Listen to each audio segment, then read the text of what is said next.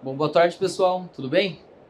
Pô, eu sou Guilherme Brassanini, né? Sou otorrinolaringologista, então tô da área médica aqui, mas a gente vive em contato com vocês, dentistas, que a gente trabalha bastante juntos, né? E eu queria saber aqui um pouquinho de vocês. Quem é estudante? Levanta a mão. Quem já é dentista de formação? Alguém trabalha especificamente com sono? No consultório, não? Aparelho intraoral? Tá. Então eu vou contar bastante coisa aqui para vocês que às vezes pode ser novidade, tá? Então eu vou tentar passar de uma forma mais tranquila. Caso vocês tenham alguma dúvida, se eu estiver indo muito rápido, vocês levantam a mão, tá? Eu vou tentar dar ênfase um pouquinho mais na parte de anatomia para vocês. Vocês são muito importantes para a gente. Às vezes vocês pegam um paciente que tem alguma alteração esquelética, vocês estão vendo ali e falam, poxa, será que esse cara tem apneia do sono? Será que ele ronca? E vocês podem ser um método de triagem muito importante para ajudar esse paciente a ter um diagnóstico mais precoce, tá bom? E também a gente tem que lembrar das nossas crianças, que eu vou falar mais no final da aula também, que a criançada, né, que respira pela boca hoje em dia, vão ser os apneicos quando adultos, né? Então, vou falar um pouquinho para vocês da importância, então, da correlação anatomoclínica e polissonográfica. Então, a gente sempre tem que aliar a parte da anatomia, a parte da clínica com a polissonografia para a gente definir os nossos tratamentos, tá bom? Então, só para passar rapidamente para vocês, a gente leva sempre em consideração esse livro, que é a Classificação Internacional de Distúrbios do Sono. Os distúrbios respiratórios relacionados ao sono tá dentro deles, né? E tem vários, tá? Só que a gente vai falar especificamente aqui da apneia obstrutiva do sono e também dos roncos, tá? O ronco, ele pode ser um distúrbio primário, né? Então, não relacionado à apneia, mas a gente tem que entender que é o principal sintoma da apneia obstrutiva do sono. Então, a gente tem que se atentar muito a isso, tá? Então, o ronco primário, como eu falei para vocês, ele pode ser um distúrbio primário não relacionado à apneia. Ele é geralmente um sintoma, então a vibração do som nos tecidos moles da faringe faz com que esses tecidos eles vibrem e emitam um ronco. Se esse ar passando só gera o barulho, não gera um quadro obstrutivo, o paciente não cai em saturação de oxigênio, não desperta, a gente chama de ronco primário. Eu vou falar um pouquinho mais para vocês a fundo disso. A apneia obstrutiva do sono, não. A gente já está falando então de um distúrbio que há uma obstrução. E a fisiopatologia disso é principalmente quando a pressão intraluminal durante a inspiração, ou seja, quando a gente respira, entra o ar, a gente gera uma pressão negativa. E, enquanto isso, a gente também tem musculatura que dilata nossa garganta, né, nossa faringe, para que não haja essa obstrução, tá? Então, quando essa pressão intraluminal ela vence essa compensação nossa muscular, é quando a gente tem esses quadros de apneia. E, indo além dessa classificação internacional, a gente tem também a resistência da via aérea superior. O que é isso? Ainda não gera uma obstrução, só que nossa garganta, nossa faringe, a musculatura, ela faz força para vencer essa obstrução. Fazendo força para vencer essa obstrução, muitas vezes a gente fragmenta o sono, acaba despertando. A gente nem percebe e acaba fragmentando o nosso sono. Então, esses despertares relacionados a um esforço respiratório acaba sendo um distúrbio do sono muito importante também. Algumas pessoas não têm apneia, nem ronco, mas acabam tendo isso, tá? Então, em resumo, né, a gente tem esses três distúrbios respiratórios do sono principalmente envolvidos. Bom, então por que o ser humano tem a apneia do sono? A gente tem que entender que durante o desenvolvimento, a gente pensava lá na evolução mesmo, a gente assumiu a posição de bípedes, né? Quando a gente assumiu a posição de bípedes, a gente simplesmente ficou ereto, esticou o nosso pescoço. Então, se vocês comparam a anatomia de, por exemplo, um macaco com o nosso de humano, você vê que a laringe do macaco, ele fica quase paralelo à entrada da boca. Do humano não, ele fica para baixo. Então, a gente tem uma área completamente colapsável de cerca de 12 a 15 centímetros. Não é protegido de osso, não é protegido de cartilagem. Então, qualquer local dessa área aqui, ela pode ter uma colapsabilidade. E é isso que eu vou mostrar para vocês também. Então, acontece, essa colapsabilidade pode acontecer desde o palato mole até a região da laringe, tá? Legal, então o que já é comprovado quanto à fisiopatologia da apneia obstrutiva do sono, para vocês entenderem? Então, relação anatômica, né, alterações anatômicas, mudança de volume pulmonar, pressão crítica de fechamento. O que é isso aqui? Só para explicar para vocês que é importante. Então, uma pessoa normal, quem não tem apneia, tem uma pressão crítica de fechamento bem negativa. Então, precisaria de uma pressão bem negativa para poder fechar essa garganta. Quanto mais a pessoa tem predisposição a ter apneia do sono, menor, na verdade maior, né, porque é negativo, maior essa pressão crítica de fechamento, sendo que a pacientes que têm apneia grave, os estudos mostram que já tem pacientes que fecham a faringe com pressão positiva, nem negativa já está fechando essa faringe. Também a capacidade, então, da dilatação desses músculos de vencer uma obstrução, quadro de problema da musculatura, né, pacientes que despertam muito devido a qualquer esforço respiratório, e também a estabilidade do sistema ventilatório. A gente, durante o sono, O único controle ventilatório que a gente tem é a nível cerebral mesmo, então é um estímulo químico. Então, se há alteração nesse controle respiratório, também tem tendência. E aqui por que eu quis mostrar para vocês todos esses fatores? Porque hoje em dia, e isso é bem recente, a gente tem falado bastante dos endótipos da apneia obstrutiva do sono, tá? Então a gente classifica isso daqui como os principais endótipos: colapsabilidade, fator neuromuscular, baixo limiar despertar e o high loop gain, tá? Então é isso que a fisiopatologia tem mostrado pra gente, é isso que a gente vem acreditando, tá?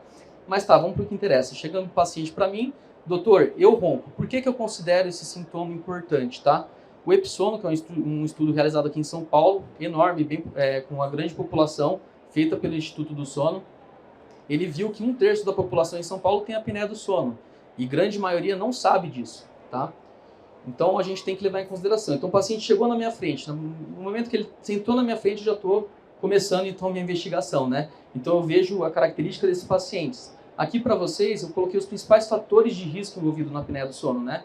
Então o MC elevado, sexo masculino, alterações anatômicas craniofaciais, aí que é importante mais vocês, a idade e a circunferência cervical. Circunferência cervical a gente considera normal no homem até 43 centímetros e na mulher até 38 centímetros. Uma medida maior do que isso, então favorece o paciente até a apneia do sono. É uma coisa que pode fazer com que a gente avalie e fazer alguma investigação a respeito disso, né? Então começa a fazer uma anamnese, conversa com o paciente. Se ele ronca, muitas vezes o paciente vem amarrado pela esposa para mim, falando, ó, ele ronca, ele fala, não sei nem por que eu tô aqui, ela que me trouxe. Então, muitas vezes o parceiro é muito importante. Pergunta, tem pausa respiratória durante o sono? A posição que ele dorme, como que é? Para o paciente, sono é reparador, você se sente descansado, muito cansado durante o dia, acorda com a boca seca, sonolência diurna, dor de cabeça, memorização, queda de libido, enfim, diversos sintomas podem estar relacionados à apneia do sono, né? Levar em consideração se o paciente ganhou peso recentemente, se ele tem alguma comorbidade, se tem antecedente familiar de apneia do sono também, porque a gente sabe que tem um fator hereditário envolvido, né? Hábitos, vícios e também acidentes, cirurgias em face, isso é importante a gente sempre investigar, tá? Às vezes o paciente também já chega com esses sleep trackers, né, pra gente, ou com uma monitorização de aplicativo, ou com os smartwatches, que hoje em dia tem tecnologia para identificar algumas coisas, e a gente tem que deixar bem claro, né? Às vezes é bom para monitorização isso daqui, mas ainda não tem estudos que comprovem que realmente a gente pode utilizar isso daqui para diagnóstico de apneia do sono, tá?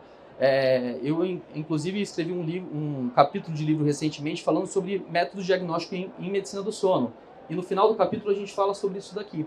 E a gente vê que tem se estudado muito os algoritmos para que, num futuro até próximo, a gente tenha diagnóstico de apneia do sono, a gente consiga realmente identificar as fases do sono por aplicativo. Hoje, às vezes, o paciente chega assim, ó, eu não tenho fase do sono profundo, o aplicativo está mostrando. Eu falo, calma, não dá pra gente, não é 100% confiável isso aqui ainda. Então, muito cuidado com isso aí. É um método muito importante para acompanhamento do paciente. Então, às vezes, a gente começa a fazer um tratamento do paciente para ronco e ele utiliza o Snore Lab. Então, a gente consegue ver se está melhorando o ronco, isso aí a gente consegue ver. O paciente vem aqui falar, não tem uma qualidade de sono muito legal, pelas horas de sono. A gente vê comparando o paciente com o paciente mesmo, com o mesmo dispositivo. Então, para acompanhamento, a gente acaba utilizando muitas vezes e é legal.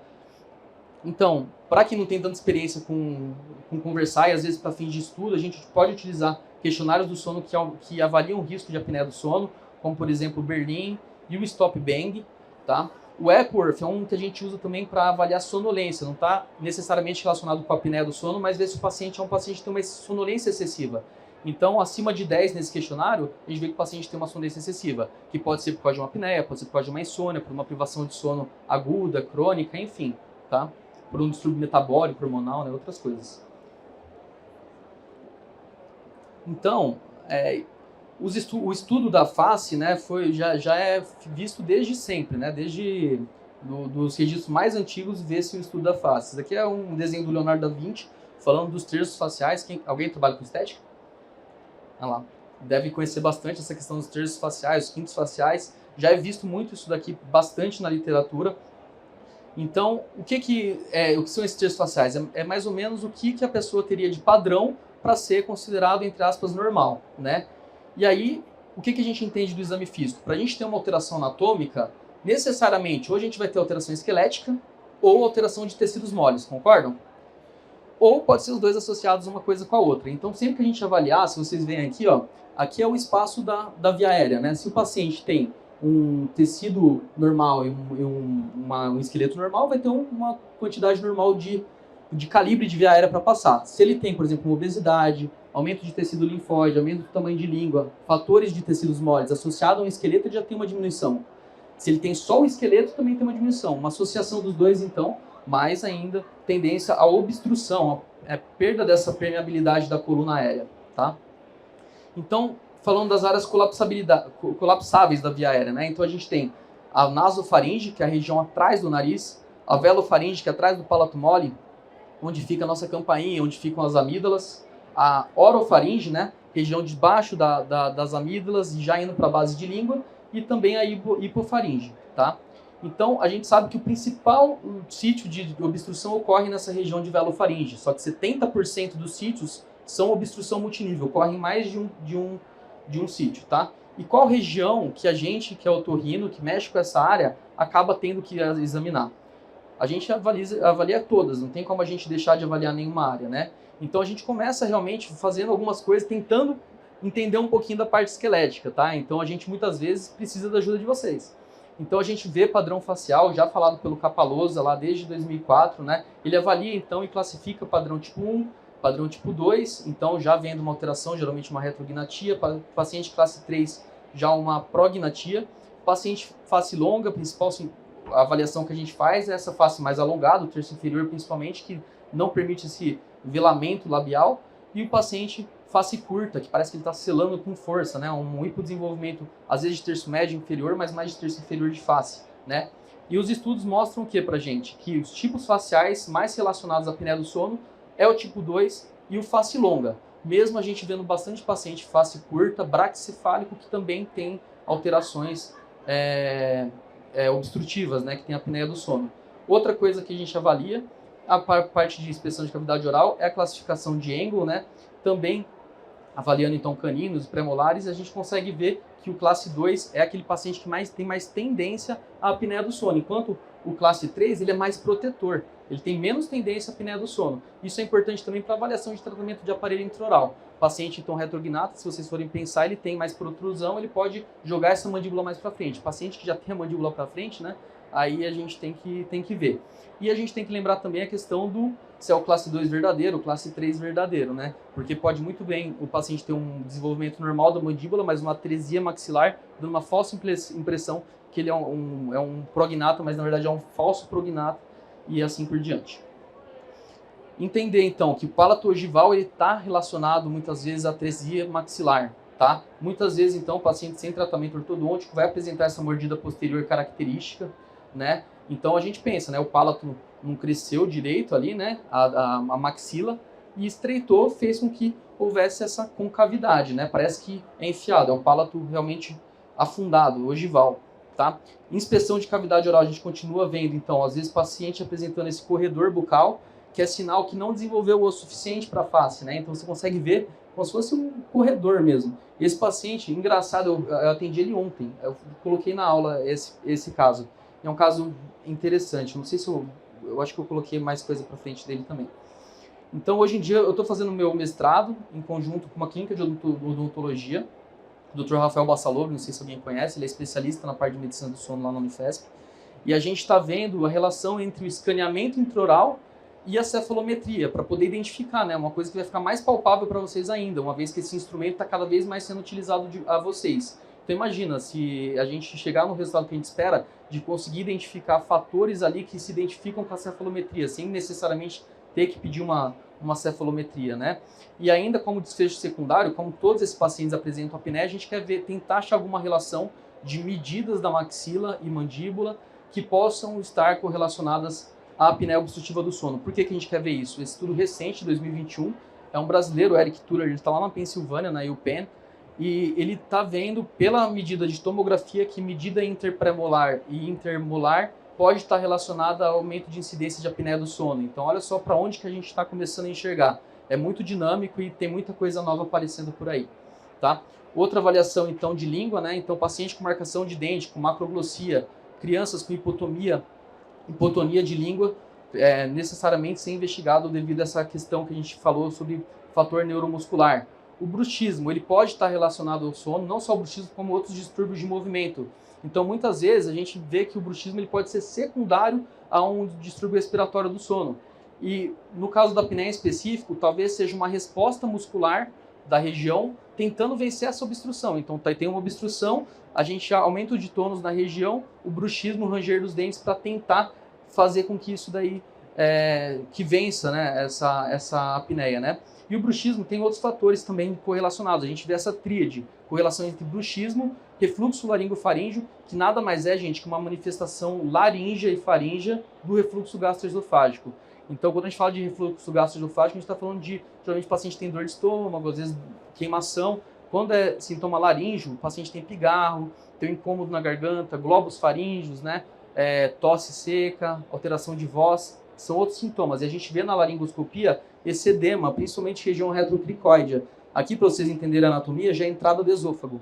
Tá? Então, se volta ácido, ele queima essa região aqui. E aí a gente vê que pode ter relação, né? Então, um sinal que vocês podem ver em consultório, às vezes esse sinal aqui no paciente pode significar sinal de refluxo, né? Porque é a desmineralização, aumento de porosidade, dá toda essa característica. Se o paciente tem um bruxismo que pode estar relacionado a isso também, maior desgaste dos dentes, né? E lógico, tudo isso daí ocorrendo com microdespertares, então a gente não sabe o que pode ser primário aqui ainda, tá? Então é uma questão que está em estudo, mas a gente sabe que há uma ligação entre os três. Bom, aqui só para mostrar a vocês, por curiosidade mesmo, como que a gente vê na polissonografia um registro de bruxismo. Então aqui é um eletromiograma do queixo, o paciente fica com um sensor aqui no masseter.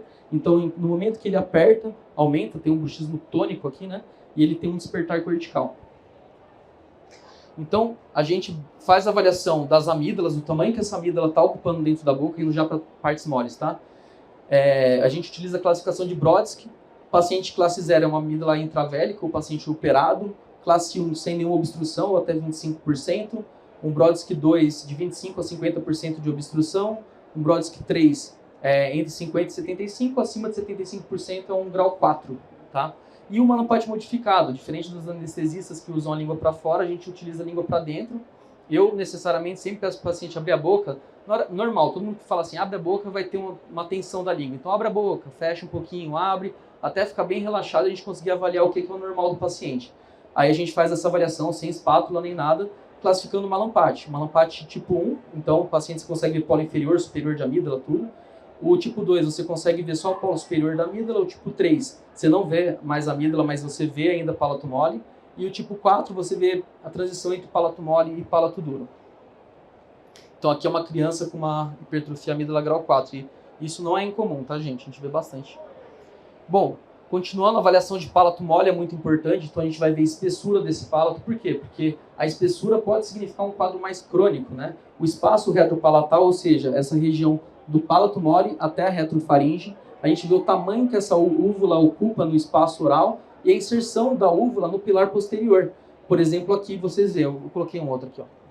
Então aqui, ó, aqui a gente vê o pilar posterior, que é o músculo palato-faríngeo, ele se inserindo nesse pilar aqui próximo à úvula, ao outro lado, como não, né? Às vezes você vê os dois pacientes igual aqui, né, com essa inserção bem aqui.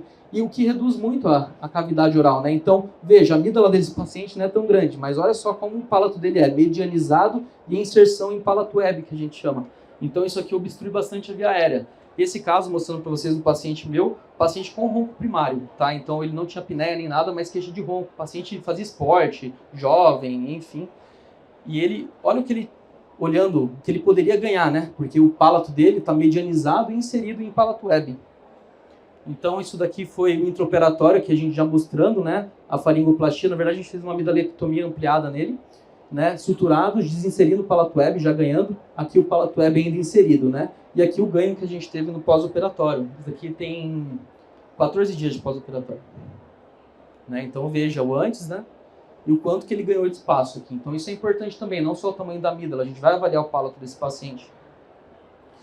Avaliação do nariz, né? Eu vou falar para vocês porque que é importante, mas a gente sempre faz uma rinoscopia, faz uma manobra de cóton. Se todo mundo fizer assim, ó, puxar isso aqui, puxar assim, vai sentir que respira melhor, né? Então essa é uma manobra de cóton tradicional. a gente faz geralmente a isolada, para testar tanto a válvula nasal externa quanto a válvula nasal interna de cada narina, e ver se o paciente melhora. Se o paciente faz uma inspiração forçada, acontece isso daqui, por exemplo, é uma insuficiência de válvula nasal externa. Se comprime aqui, é uma válvula nasal interna. Então a gente faz toda essa inspeção. Também a gente faz uso da nasofibrolaringoscopia, né, que é uma endoscopia nasal, que a gente vai desde o nariz até a região da laringe, que vocês viram naquela foto que eu mostrei. Então a gente consegue ver alterações de rinocinusite crônica, desvio de septo nasal, paciente com sinéquia, já foi operado, ficou cicatriz obstruindo via aérea. Qualquer alteração nasal, isso daqui é uma adenoide, né, ocupando cerca de 100% quase da região de rinofaringe numa criança. Aqui a amígdala palatina que vocês viram lá quando a gente mostrei para vocês abrindo a boca, mas olha só atrás como que a gente vê o espaço dessa via aérea sendo comprometido pela hipertrofia da amígdala. A gente vê também então hipofaringe, isso daqui a gente fala de epiglote em ômega, olha como ela sobe, ela é anteriorizada, e aqui aquela imagem que vocês viram mostrando o refluxo laringofaríngeo, a gente também vê como um fator secundário de apneia, de ronco, mas nunca como primário, dificilmente pode dar. Então, eu falei para vocês que essa é a região colapsável, certo? Mas por que então, horas, devo tratar o nariz, né? Então, mais para frente eu vou falar para vocês o porquê, mas quais exames de imagem pedir? Gente, tem cefalometria, tomografia, ressonância dinâmica, um monte. Prática clínica minha, tá? Eu peço sempre tomografia de seios da face, com reconstrução em cortes coronais sagitais, com medidas cefalométricas, então em lugares bons eles já vão colocar pra gente a parte de cefalometria junto. Por que é importante? Avaliar então o quadro de rinocinusite crônica, desvio de septo nasal. Aqui a gente vê, né, o palato dele é um palato ogival, e geralmente a gente relaciona desvios com o crescimento do palato ogival. Não tem espaço para esse nariz crescer. Olha como ele é estreito. Né? Então, como vai crescer? Diferente desse, tá? Ele está com uma doença crônica aqui, mas olha a diferença do palato. Aqui você consegue ver, né? É nítido. Então, aqui também a gente consegue ver base de língua, hipertrofia de amígdala, enfim, vou passar rápido, senão vai ficar muito cansativo. E como se faz o diagnóstico, então? Né? A gente tem que entender que existem alguns tipos de polissonografia, tá? A Gold Standard, né, que é a padrão ouro, é a polissonografia do tipo 1, que é feita em laboratório do sono. A tipo 2 é igual a tipo 1, só que é feito em domicílio. A tipo 3 é uma monitorização cardiorrespiratória, eu estou falando rápido porque eu vou falar mais na frente mais. E a tipo 4 é uma oximetria de alta resolução, que a gente está vendo cada vez mais também em consultório de dentista a utilização dela. Alguém usa Biologix aqui? Oximetria de alta resolução, não? Tá. A tipo 1 e a tipo 2, qual que é o grande diferencial? Ela vê sono. Vê sono, né? Então vê os estágios do sono, vê se o paciente dormiu ou não, se ele despertou, né? Se o paciente aprofundou no sono, se ele atingiu o sono REM. A gente consegue fazer essa avaliação. Para a gente ver isso, a gente precisa do eletrooculograma, eletromiograma do queixo e o eletroencefalograma. Tá? Então é exatamente isso. A gente consegue ver o paciente wake, acordado, se está em REM, N1 que é o sono leve, N2 o de transição e o sono N3 o profundo. E também os microdespertares que eu falei para você. Então todos esses arousals aqui são os microdespertares relacionados, né? Então a gente consegue ter toda essa arquitetura. Então, quais são os índices que a gente utiliza na tipo 1 e tipo 2? É o IH, que é o índice de apneia e hipopneia, e o IDR, que é o índice de apneia e hipopneia, mais os HERAs, que são esforços respiratórios, tá? Legal. A tipo 3, então, é a monitorização cardiorrespiratória. Veja que ele não está com o eletroencefalograma, tá? Mas ele tem toda a monitorização da parte cardiorrespiratória. Então, você vê se o paciente está oxigenando, vê se ele está tendo hipopneia, apneia, vê movimento de tórax para ver se ele está tendo esforço respiratório, que diferencia de uma apneia central, por exemplo. A gente consegue ver sensor de posição de corpo. Então, é um exame que é bem completo também, só que não é igual a polissonografia do tipo 1. E a tipo 4 é o Biologix, que você só vê de saturação. Então, é o índice de dessaturação de oxigênio que ele vê. E o tipo 3 é o índice de eventos respiratórios, porque é o tempo total de registro que é considerado, não o tempo total de sono, porque ele não vê sono, tá? Então, para critérios polissonográficos, a gente volta então à classificação internacional. Não vou ficar lendo para vocês, mas em resumo, a gente vai diagnosticar esse paciente com apneia obstrutiva do sono se o paciente tiver um IH, que é o índice de apneia e hipopneia, maior que 5 eventos por hora, tá? Associado a sintomas clínicos ou comorbidades, paciente que ronca, a esposa vê ele parar de respirar, ou ele tem já infartou, já teve algum AVC, ou só se essa polissonografia já mostrar para a gente um índice maior que 15, a gente já considera a doença. Só para mostrar para vocês o que quando a gente fala em apneia e hipopneia, para vocês entenderem. A apneia é uma redução do fluxo tá? Maior que 90%, com uma duração de pelo menos 10 segundos. Uma hipopneia, então o paciente não para de respirar completamente, ele tem uma limitação do fluxo, maior que 30%, no mínimo 10 segundos. Só que sempre associada ou à queda da saturação de oxigênio ou a um despertar cortical. Olha a importância da tipo 1, que vê o despertar. Às vezes eu pego para laudar a polissonografia do tipo 3, que não tem despertar, eu vejo essa limitação de fluxo e o paciente não desatura. Aí eu fico, poxa, pode ser que seja uma hipopneia, mas não tem como eu marcar isso aqui, então pode subestimar. Né? A gente vê muito isso em paciente atleta, né? Paciente atleta, nadador, o cara faz hipopneia, mas não cai saturação de oxigênio, ele tem um pulmãozão, né? Bom, e o HERA também que é o esforço respiratório, então ele não chega a ter uma limitação de fluxo de 30%, mas ele é associado a um despertar, é aquele esforço que a gente lembra que a gente falou da síndrome da resistência da via aérea, geralmente é associado a HERA. O paciente se esforça ali para manter essa via aérea aberta, e desperta, e acorda cansado. Então o IH é o que a gente leva para a classificação de gravidade, segundo a Academia Americana de Medicina do Sono, tá? O IH no adulto é normal até 4,9, considerado uma apneia leve de 5 a 14,9, moderada de 15 a 29,9 e grave acima de 30 eventos por hora. Em criança isso muda, tá, gente? Então o normal é até 1, tá? Só deixando bem. Então, assim, o que é que a gente vai avaliar além do IH, né? Então a Academia Americana traz para a gente classificar a apneia entre leve, moderada e grave só o fato do IH. Só que a gente tem que ir além do IH, não é um número que vai me levar a ter conduta em cima do meu paciente, certo? Então eu vou avaliar a carga hipoxêmica, se esse paciente tem mais apneia quando está de barriga para cima, se é mais apneias obstrutivas ou hipopneias relacionadas, se essa apneia acontece mais em sono REM, que é onde tem atonia muscular, e também se tem relação com o aumento dos despertares. E aí, para vocês verem uma coisa, a relação entre uma coisa e outra, o oxímetro de alta resolução a gente só consegue ver carga hipoxêmica. Na tipo 3, a gente já consegue ver carga hipoxêmica, se é supino dependente, apneias, diferença entre apneia e hipopneia, apneia central. Já tipo 1 ou tipo 2 a gente consegue ver se é REM independente, porque vê sono. Ou se o paciente tem muito aumento de despertar, tá? E olha que legal, a gente vê então dois tipos de fenótipos de apneia do sono. A gente falou dos endótipos. Existem fenótipos polissonográficos, que é o REM independente e o supino dependente. E a gente vê esse REM independente muito comum em mulheres, maior idade, maior IMC. Por quê? Por questão neuromuscular. Já o supino dependente, mais homens, menor idade, menor IMC, principalmente por alteração anatômica. Então, paciente magro, você vai ver alteração esquelética, amígdala grande, ele vai ter mais essa supino dependente. Na minha prática clínica, qual polissonografia eu escolho, né? Então, sempre que possível, eu estou em São Paulo, um grande centro que tem polissonografia do tipo 1. Eu geralmente, para esse paciente, eu peço tipo 1, porque eu quero ver todos os parâmetros. Para mim é importante e eu gosto de ter essa relação. Não sendo difícil, não onerando o paciente, é a polissonografia que eu peço. Na Unifesp, por exemplo, a gente não tem essa condição de pedir polissonografia para todos os pacientes. Então lá a gente tem uma parceria com um laboratório que ele oferece uma tipo 3 para a gente. O que é melhor? Não fazer uma tipo 3. Uma tipo 3. A gente pede para os pacientes da Unifesp uma tipo 3. E a gente diagnostica muito a apneia do sono com ela. Então, por que a tipo 1 eu escolho? Porque realmente a gente vê todas essas questões e, além disso, outros distúrbios, né? Movimento de pernas, epilepsia, parassonia e paciente com comorbidade grave, doença pulmonar obstrutiva crônica, paciente que já infartou algumas vezes, teve AVC, obrigatoriamente esse cara tem que fazer em laboratório. A tipo 2, como é igual a tipo 1, a gente vai ter os mesmos parâmetros, mas a diferença é que se cair um sensor, o exame pode ser anulado, né? Então tem que repetir. E também não tem um vídeo, então para ver parassonia, algum outro distúrbio do sono, a gente não consegue ver. A tipo 3, então, a Academia Americana traz pra gente que a gente, em suspeita de apneia grave do sono, moderada grave, só para confirmação diagnóstica a gente pode pedir.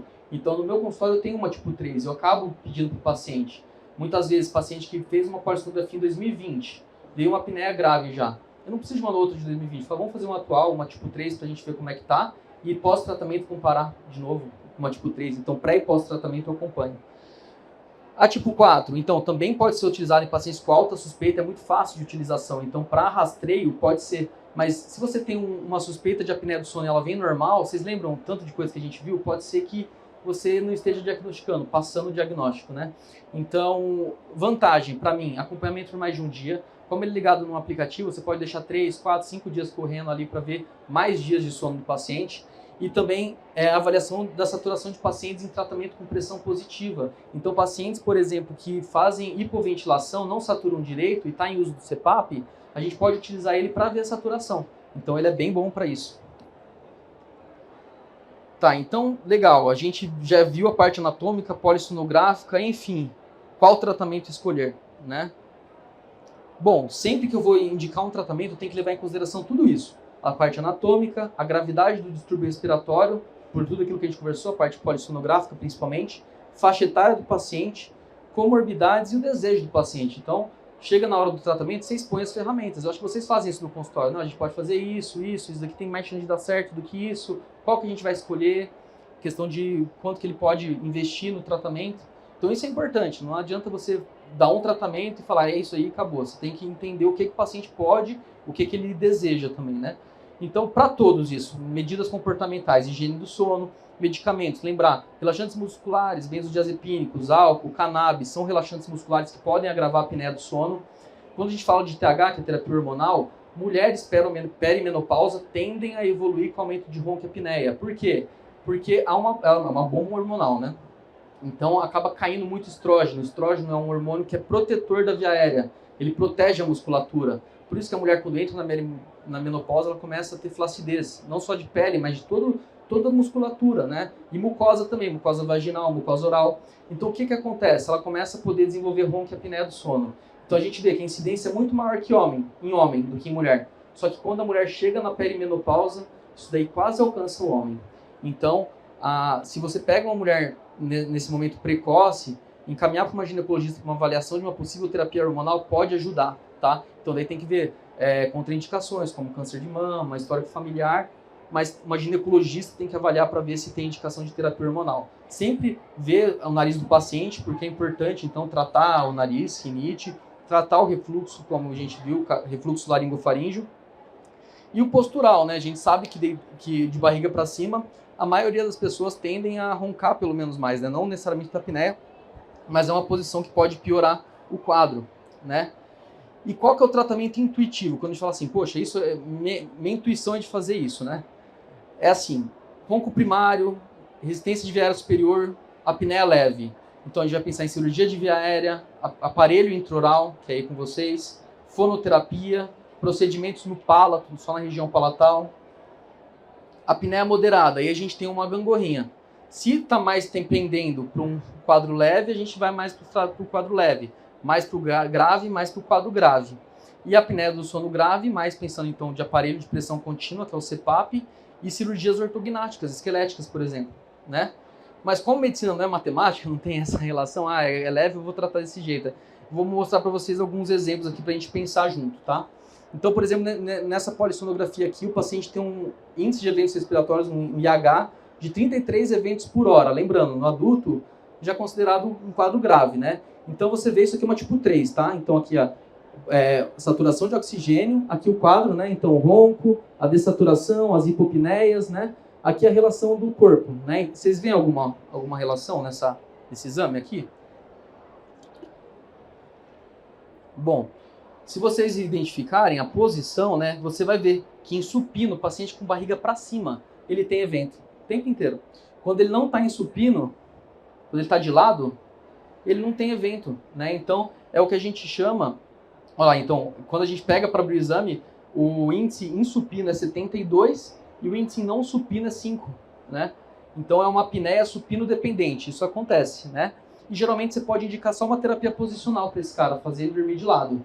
Existem colchões para isso, cinto anti-ronco, tem gente que pede para costurar um bolso atrás das costas, colocar umas bolinhas para incomodar o paciente, tá de barriga para cima, ele vira.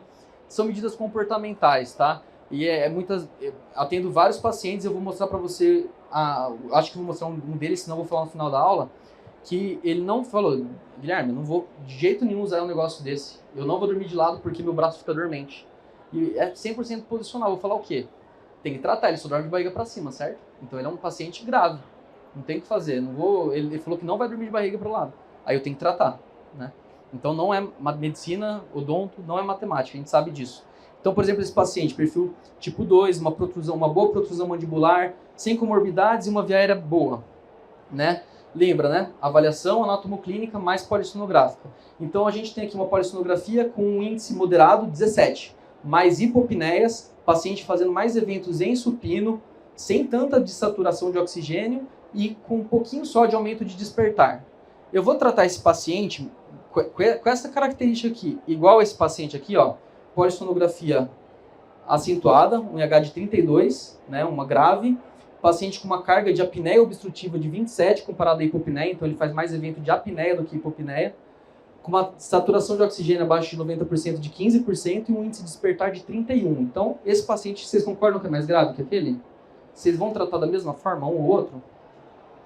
Talvez sim, tá? Mas, por exemplo, eu pensaria que a melhor indicação para esse paciente seria um aparelho intraoral, né? Um paciente moderado, mais supino dependente, com MC baixo, uma boa protrusão mandibular. Poxa, encaminho na hora para o dentista, dentista do sono. Lógico, conversando com o paciente, ó, tem essa possibilidade. Quando é um quadro mais grave, eu já penso, talvez, poxa, esse cara pode beneficiar de uma cirurgia esquelética. Converso com ele, um CPAP, né? Porque dificilmente, com esse quadro, o aparelho dê conta. Agora a pergunta, o aparelho pode dar conta? Pode. A gente não sabe, mas pode dar conta. Então, por exemplo, se esse paciente fala, Guilherme, não quero passar por cirurgia esquelética e jamais vou colocar um negócio desse na minha cara. Vamos para o aparelho intraoral, ver como é que você fica, fazer a titulação, repetir a polissonografia. Não zerou? Vamos associar um outro tratamento. Vamos fazer fonoterapia, vamos fazer laser, enfim. Então, assim, cada caso tem que ser individualizado em todos os sentidos, não tem regra, tá? Os aparelhos intraorais, então, característico, né? Em cima, embaixo, por uma chavinha, tem alguns modelos, e também tem de retentor igual, geralmente feito mais para pacientes que são edentados, né? Então, os preditores de sucesso que eu trazer para vocês por causa da odontologia é o paciente com MC baixo, paciente jovem, gênero feminino, já com retrognatia ou com boa capacidade de avanço mandibular maior que 6 milímetros, com uma boa respiração nasal, então sem alteração em via aérea, e com um preditor polissonográfico, com uma apneia leve e moderada, mais hipopneias do que apneia, com os eventos de apneia ou hipopneia curtos, né, sem grandes dessaturações. Se você fizer uma adaptação de CPAP, vê que a pressão do CPAP para vencer essa obstrução é uma pressão baixa, né? E as apneias supino-dependentes, mais com a barriga para cima. Então, são preditores de sucesso. Então, sempre que eu vejo um paciente, eu falo, ó, tem mais chance de você responder com esse tratamento do que com esse. Não que você não possa tentar um outro. A gente pode ir acompanhando. O CPAP é o padrão ouro de tratamento, né? Ele é um aparelho de pressão contínua para a via aérea. Lembra que eu falei da questão da negatividade da via aérea que faz fechar? Ele joga uma pressão positiva para impedir com que essa via aérea feche. É isso. Então, geralmente, a gente fala para o paciente tentar uma interface nasal, porque ela é melhor do que a oronasal. E a gente faz uma titulação. O aparelho ele liga de 4 a 20 e poucos centímetros de água de pressão. Então a gente vai titulando qual pressão de tratamento é ideal para tratar essa via aérea. Geralmente os CPAPs eles são automáticos, eles detectam a via aérea. Detectam as apneias. Uma outra forma de a gente titular é em laboratório, pedir uma polissonografia com o CPAP. A gente fazia muito isso, mas na pandemia, como todos os laboratórios pararam de fazer, a gente começou a titular domiciliar. E poxa, deu super certo. Hoje em dia, se o meu paciente não é um paciente que eu suspeito de uma hipoventilação, obesidade, não é um paciente grave, eu peço titulação domiciliar. O paciente já teve alguma grande comorbidade, uma suspeita de algum outro distúrbio, aí eu peço uma titulação domiciliar. Em laboratório, desculpa. Então tá, voltamos para o nosso paciente modelo aqui. Bom, agora é o mesmo quadro, as duas polissonografias, só que agora ele tem um desvio do septo e obstrução nasal, queixa obstrutiva. Tratei o nariz dele e não resolveu. O que eu faria, né? Então aqui a nasofibro dele, mostrando um desvio de septo. Então assim, ó, a gente vê os estudos, eu não trouxe para vocês o estudo específico, senão ia ficar muito pesada a aula. Mas a gente vê que para adaptação de aparelho intraoral, a permeabilidade da via aérea superior ela é importante. Então a chance de um paciente adaptar um aparelho intraoral é muito difícil. Eu peço para vocês, tampa o nariz e joga a mandíbula para frente e tenta respirar. É difícil. Então, o paciente fazer essa adaptação com uma via aérea obstruída é mais complicado. Então, a gente precisa tratar esse nariz. Trata clinicamente, não melhorou cirurgicamente. Então, aí, ó, o nariz a gente fala, não vai tratar a apneia, pode ser até que piore o ronco, tá? Mas a gente vai tratar para adesão do aparelho, tá? Cirurgia nasal, então, associada à cirurgia esquelética, uma coisa que a gente às vezes faz bastante. Então, entra com o bucomaxilo faz a parte esquelética, a gente faz a parte nasal. E a cirurgia nasal, às vezes, pré-CPAP. Uma máscara nasal no nariz obstruído, como é que o paciente vai adaptar? Não adapta, né? Então, devo tratar o nariz? Sempre, né? Sempre tratar o nariz, né? Então, a gente, às vezes, o paciente que tem uma rinite, a gente trata clinicamente, vê se responde, não responde, avalia a cirurgia. Se o paciente só fica bem com medicação, também avaliar a cirurgia, tá? Então, pode ser pelo desvio de septo, pela hipertrofia de corneta, o quanto de grau de obstrução que esse septo faz, a gente pensa, então, numa cirurgia do desvio de septo. E por que tratar o nariz, então, né? Então, lembra que eu falei para vocês, o que a gente tem que pensar? Se você não tem o nariz obstruído, você aumenta a resistência nasal e pode ser que você aumente essa pressão negativa, né? Então, aumentando a negatividade, aumenta a pressão faríngea e, em tendência, fecharia mais a via aérea. E também, quando você abre a boca para respirar, tem uma rotação posterior da mandíbula, estreitando a região de via aérea posterior e fazendo com que estreite aquela região.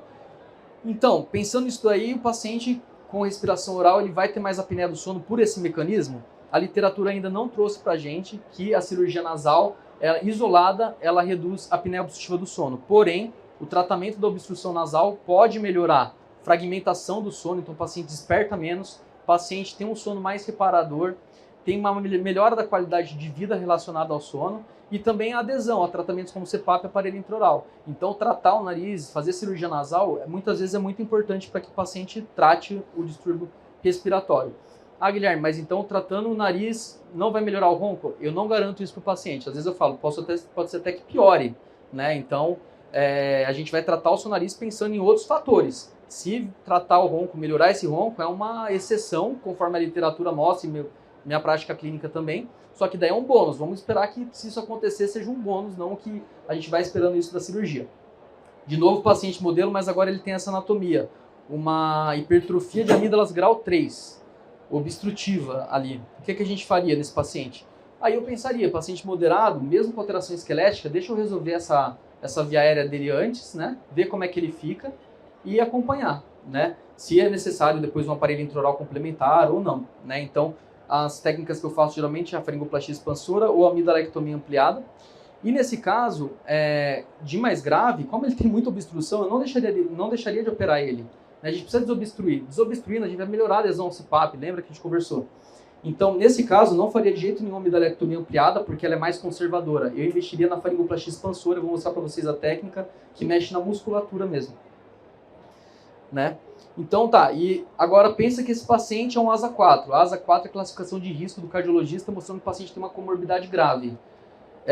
E ele é idoso, né? Eu operaria esse paciente, faria uma faringoexpansora nele? Gente, tentaria manter o tratamento clínico nasal o máximo possível, se boa dentição, um aparelho intraoral, avaliar inclusive o CPAP nesses casos, né? Na polissonografia, tratamento clínico nasal mais o CPAP, com uma polissonografia pior. E se não tiver adesão a isso, a gente abandona o paciente com a apneia grave? Não, a gente vai tentar de tudo. Associar outros tratamentos, aparelho intraoral com fonoterapia, ter medidas comportamentais e vai tentando tratar o paciente para amenizar pelo menos o quadro grave que ele tem. Não tem aquela que se não aderiu, a gente simplesmente, então é problema seu. Não tem essa, a gente faz o máximo para o paciente pelo menos amenizar o quadro, tá? Então a gente vê que a cirurgia das faringes ela vem evoluindo desde 1981. A primeira publicação foi do Fujita para ronco, né? Que foi a uvulopalatofaringoplastia. Até hoje no código TUS que a gente utiliza para solicitar a cirurgia, a gente solicita uvulopalatofaringoplastia. Só que a gente não faz mais isso. Você já deve... Quem já pegou em consultório o paciente com essa... Alguém nunca? É bem comum, gente. Se vocês começarem a reparar, vocês vão começar a pegar. Porque década de 90, início dos anos 2000, fazia muito essa cirurgia. Hoje em dia, até mesmo alguns otorrinolaringologistas que não estão atualizados ainda fazem. Isso daí a gente vê agora os estudos mostrando que, na verdade, a longo prazo, ele causa mais problemas do que coisa boa. Então, hoje em dia, é outra técnica que usa. A gente não faz mais isso daí. Para avaliar sucesso cirúrgico, eu vou resumir isso daqui para vocês. Mas o mais importante, então, na avaliação para uma cirurgia faríngea, é que quanto maior a amígdala e melhor o malampate, melhor a chance do sucesso cirúrgico do paciente, tá? Então é isso em resumo. Na hora que eu vou avaliar a via aérea do paciente, o paciente tem um bom malampate, o paciente tem uma amígdala de um bom tamanho, quer dizer que quanto mais eu pensar em tirar, tem muito tecido ali, pensando em tirar o tecido vai melhorar, né? Então a chance de resultado cirúrgico é melhor. Então aqui, rapidamente passando para vocês, isso daqui é com o Da Vinci, é uma cirurgia robótica da faringe. A gente não faz a cirurgia... acho que não tá rodando. Gente, desculpa. Eu tinha que ter encaminhado o vídeo, mas não tem problema. Mas vou explicar para vocês a técnica rapidamente, então. Então a gente faz o isolamento do músculo palatofaríngeo aqui, tá vendo? Então a gente tem o músculo palatofaríngeo, o constritor superior da faringe, a gente isola o palatofaríngeo, secciona ele no meio e faz uma rotação no ânulus, né, na ráfia pterygo-palatina, por dentro. E a gente sutura esse músculo esticando ele, fazendo com que esse músculo, que é um dos principais constritores da faringe, que fecha, ele causa um vetor, até mesmo um pouquinho de dilatação. Então a gente mexe não só com a anatomia, tirando a amígdala, tirando o tecido mole, mas a gente está mexendo em músculo mesmo, em parede lateral. A óvulo pala, tu lembra? Eles faziam um recorte na parte mole aqui. A gente vê que isso daí não resolve. A gente tem que mexer em musculatura e preservar essa parte da velofaringe para evitar que futuramente o paciente tenha disfagia, até mesmo alteração de voz, enfim. E aí a gente então faz a rotação como se fosse um túnelzinho e sutura aqui. Tá? E esse é o aspecto final da cirurgia que fica aberto e os pontinhos aqui.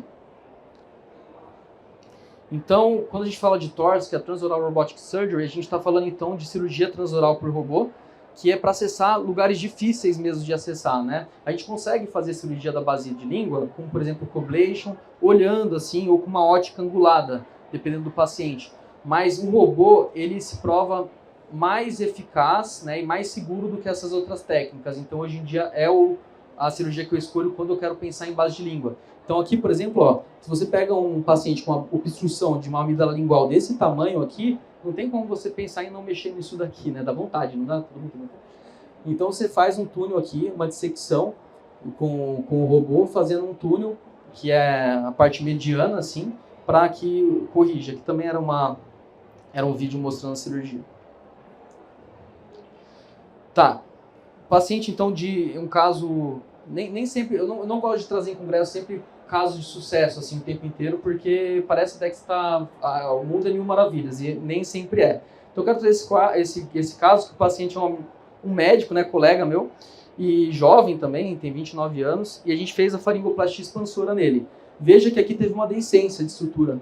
Eu geralmente faço a faringoplastia com 2 suturas, uma delas soltou. Ficou bom um aspecto cirúrgico, tá? Não ficou ruim, só que poderia ter ficado melhor igual esse outro lado. Todo mundo consegue enxergar que teve uma deiscênciazinha aqui, né? Então tá, então só para vocês, para ampliar para vocês isso daqui, ó, ele tinha 93 de índice de apneia, sendo que 545 eram apneias obstrutivas, só 26 hipopneias, uma saturação mínima de 75%, um tempo abaixo de 90% de 11% de tempo, 560 despertares, um índice de 90 despertares por hora. Vocês têm noção do que é isso, gente? A gente dorme 60 minutos, é mais de 1 por minuto. Ele não dormia, e ele veio, ficou cansado, morto, etc.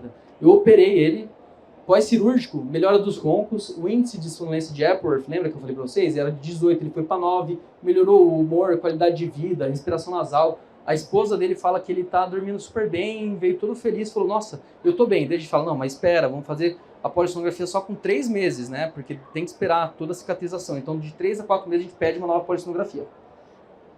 E ele veio no consultório, nos 3 meses, não tenho boas notícias. Então, a nova polissonografia dele veio com índice de 78.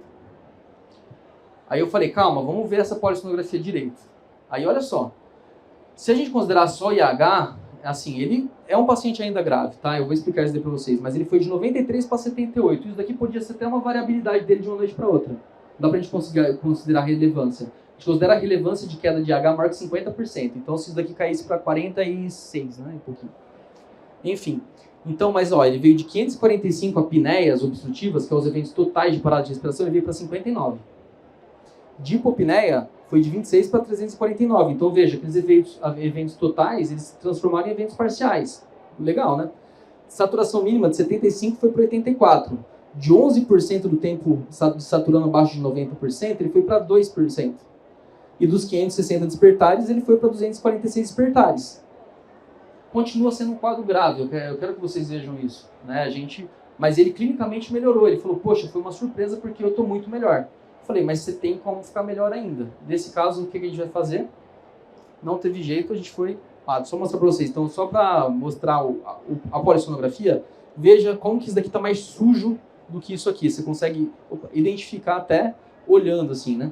Mas veja, então a gente mandei ele para o CPAP, não teve jeito. Só que você acha que a pressão de tratamento dele agora é a mesma de quando ele tinha aquelas apneias obstrutivas totais? Não, vai ser uma pressão menor, vai ser uma boa adesão.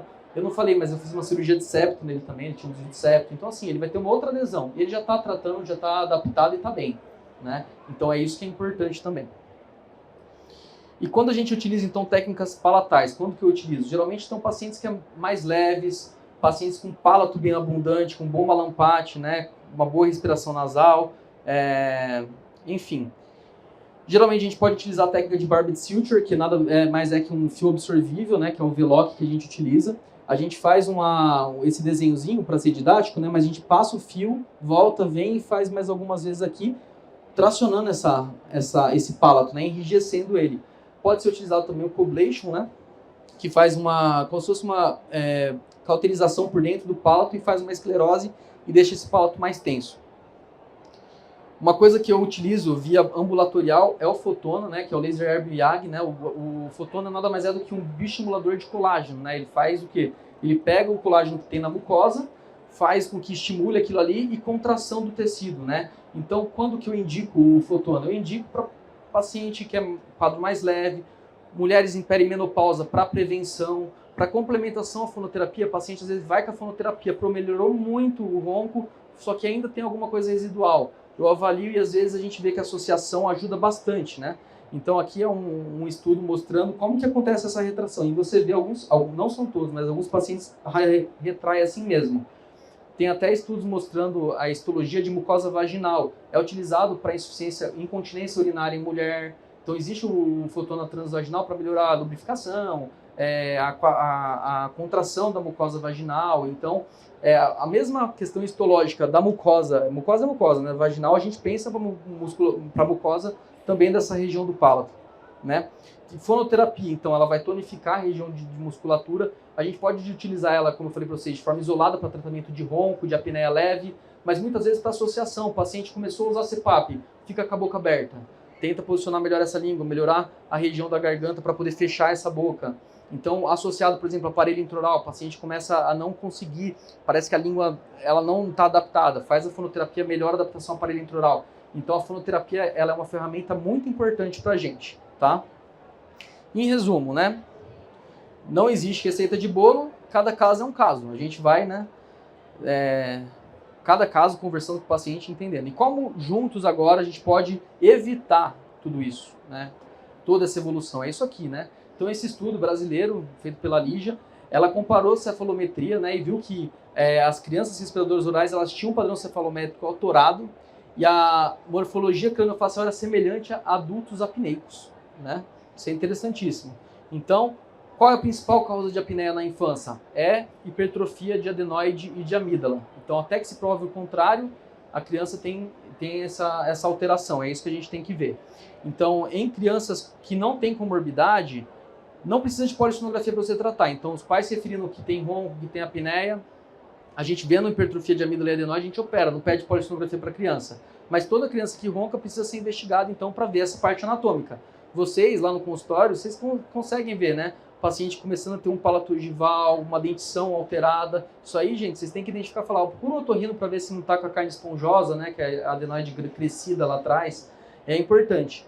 Para criança, quando que a gente pede a polissonografia? E às vezes acontece, né? Às vezes a gente vai examinar uma criança, vê uma amígdala grau 3, 4, uma adenoide de 80%, pergunta para os pais, ela dorme bem? O doutor dorme? Não ronca? Não ronca. Aí você fica, será, gente? Não é possível. Pede uma polissonografia. É sempre que tem uma dissociação anatomoclínica. O contrário também é verdadeiro. Às vezes chega o pai e fala, nossa, ele ronca, não sei o que, não. Você vai ver uma amígdala boa, uma adenoide boa, estranho, pequeno, tudo pequenininho. Vamos pedir uma polissonografia para ver se tem um distúrbio respiratório. Se tiver, tem que investigar, né? E também para síndromes craniofaciais, doenças neurológicas, paciente que tem mucopolissacaridose e anemia falciforme. São as indicações de polissonografia na infância. E sempre, gente, sempre tratamento multidisciplinar. Na infância, otorrino, dentista, fono, estão sempre juntos ali. Então é muito importante eu vivo encaminhando para vocês fazer expansão rápida de maxila. Às vezes eu vejo alguma alteração de germinação dentária, estou encaminhando para vocês também para fazer avaliação. Vocês pegam muito precoce isso daqui. Então, vocês vendo essas crianças, vendo que pode ter alguma alteração esquelética, eu quero que vocês não esqueçam dessa frase aqui. Tira até foto. Crianças respiradoras bucais hoje vão ser adultos apneicos amanhã. Tá? Então, se a gente não tratar hoje, eles vão ser apneicos, vai passar por uma fase boa, mas por toda essa alteração esquelética que lá na infância não foi tratada, quando eles forem adultos, vai evoluir com quadro de apneia novamente. Tá bem? E é isso. Alguma dúvida, gente? Ficou meio longa a aula, mas espero que vocês tenham entendido um pouquinho do nosso mundo aí. Alguma dúvida? A relação da anemia falciforme. Com a apneia, você fala? Isso. Então, na verdade, a avaliação de crianças com anemia falciforme deve ser feita, anemia falciforme tem que sempre ser feita, tá? Qualquer alteração metabólica, hormonal que a criança venha a ter, a gente tem que fazer essa investigação. Mas pensando nisso.